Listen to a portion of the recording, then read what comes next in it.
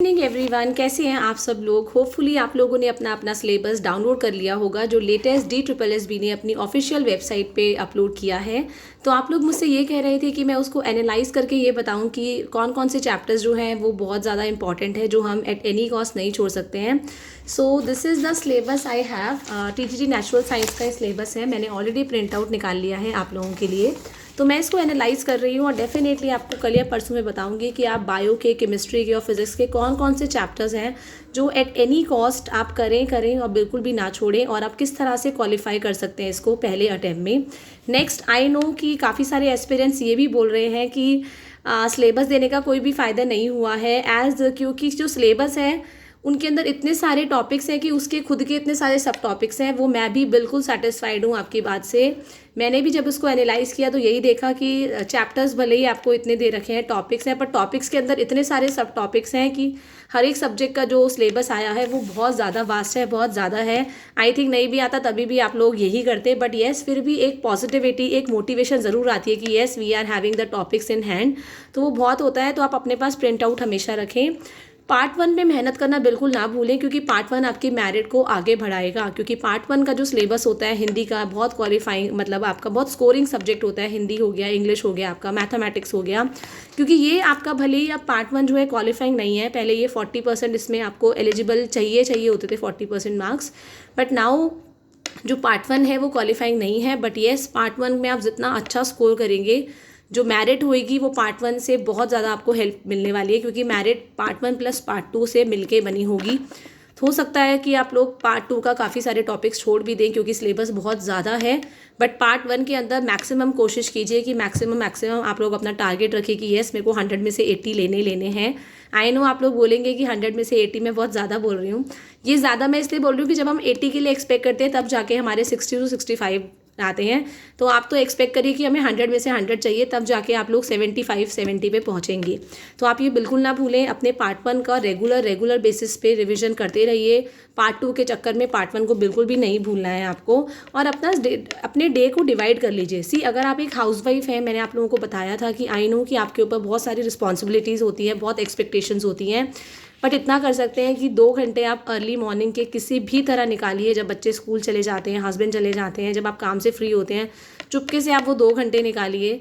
Then एक evening के time पे 4-5 बजे के करीब 2 घंटे, और एक रात के 2 घंटे, ये 6 घंटे अगर आप निकाल लेंगी ना, तो आप सोच सकते हैं कि येस हमारा एग्ज़ाम जो है क्रैक हो सकता है।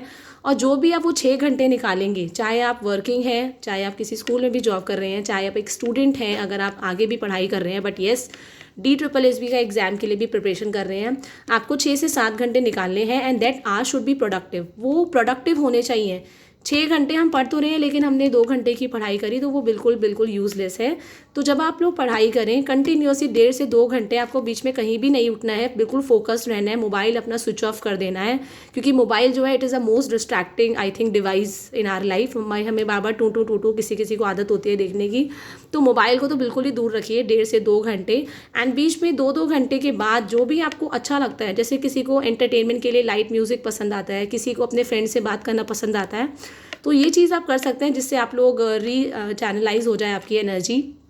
बट येस 6 से 7 घंटे निकाले बिना तो काम नहीं चलने वाला है। इन पार्ट 1 और पार्ट 2 रेगुलर बेसिस पे आप करते रहिए।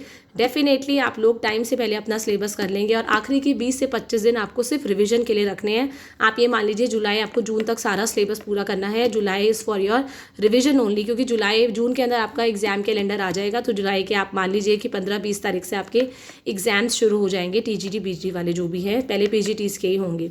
नेक्स्ट, अगर आपकी कोई और फ्रेंड भी कोई प्रिपरेशन कर रही है DSSB के लिए, तो जब हम लोग कंपटीशन में करते हैं, किसी की आदत होती है, जैसे मेरी आदत थी, मे बी आप में से किसी की होगी, कि मैं कंपटीशन में ज़्यादा अच्छा स्कोर कर पाती थी। तो हम लोग फ्रेंड वगैरह डिस्कस करते थे, तूने कितना कर लिया, मैंने इतना कर लिया है। अब ऐसा भी नहीं है कि पूरे दिन आप यही करते रहे कि 1 घंटा पढ़े, अरे अब तूने कितना कर लिया। एंड ऑफ द डे आप दोनों अपना, अगर आपके सब्जेक्ट सेम है तो बहुत ही अच्छी बात है, बट अलग भी है तो कोई बात नहीं। अपने टारगेट रखिए कि आज मेरे को 4 चैप्टर में कंप्लीट करने वाली हूँ, तू कितने करने वाली है। जब हम कंपटीशन में काम करते हैं ना, तो हम जल्दी जल्दी कर पाते हैं और ज़्यादा अच्छा बेटर परफॉर्म कर पाते हैं। और अगर एक ही दोनों का सब्जेक्ट है तो और ज़्यादा अच्छा होता है और हमारी आउटपुट भी बहुत अच्छी आती है कंपटीशन में। तो अगर आप कंपटीशन करेंगे अच्छी बात है, अगर आपका कोई फ्रेंड है तो आप उसके साथ कर सकते हैं। नेक्स्ट, हमारे अंदर सबके अंदर दिमाग में ये चल रहा होगा कि मेरी तो प्रिपरेशन बिल्कुल भी नहीं है। आई थिंक दुनिया में, इंडिया में कितने सारे कैंडिडेट ऐसे होंगे जो दिन रात पढ़ाई कर रहे होंगे DSSB के लिए, तो मेरा तो बिल्कुल भी नहीं होने वाला है। ये फीलिंग मेरे मन में भी आती थी कि मेरे से ज़्यादा अभी बहुत ज़्यादा पढ़ने वाले बच्चे होंगे, मैं तो कुछ भी पढ़ाई नहीं करती हूँ। ऐसा कुछ नहीं होता है, सबका लेवल एक जैसा होता है। पढ़ाई में भी कोई लोग ज़्यादा कर रहे हैं पर उनका दिमाग इतना तेज़ ना हो। कोई 10 घंटे पढ़ाई करता है पर 6 घंटे की पढ़ाई कर पाता है। कुछ बच्चे होते हैं 4 घंटे पढ़ाई कर रहे हैं पर 8 घंटे की पढ़ाई कर दे रहे हैं। It totally depends on your luck and your hard work. तो ऐसा बिल्कुल भी नहीं है कि कोई ज़्यादा पढ़ रहा है कोई कम पढ़ रहा है। आप अपनी पढ़ाई पे बस पूरा भरोसा रखिए। डीमोटिवेट आपको बिल्कुल भी नहीं होना है, एग्ज़ाम तक बिल्कुल भी हार नहीं माननी है। मैं आपको मोटिवेट करती रहूँगी अपनी वीडियोस के साथ। कोशिश करूँगी कि मैं रेगुलर वीडियोस डाल पाऊँ, जैसे कि मैं हमेशा रेगुलर वीडियोस डालती हूँ आप लोगों के लिए। एंड आपको पॉजिटिव रहना है कि आपको जो भी आप प्रिपरेशंस कर रहे हैं उस पर पूरा पूरा भरोसा रखना है। ऐसा नहीं सोचना है कि उसकी ज़्यादा प्रिपरेशन हो गई मेरी कम है, नहीं। हमेशा अपने माइंड में ये रखिए कि आई विल डू इट, मैं इस बार एग्जाम ये क्रैक करूँगा या करूँगी और आई एम द बेस्ट, मैं बेस्ट हूँ, मुझसे ज़्यादा बेटर कोई और कर ही नहीं सकता है। जब आपके माइंड में ये होगा ना तो डेफिनेटली आप लोग देखना इस पॉजिटिविटी और मोटिवेशन के साथ एग्जाम को क्रैक कर पाएंगे। Thank you everyone, have a nice day.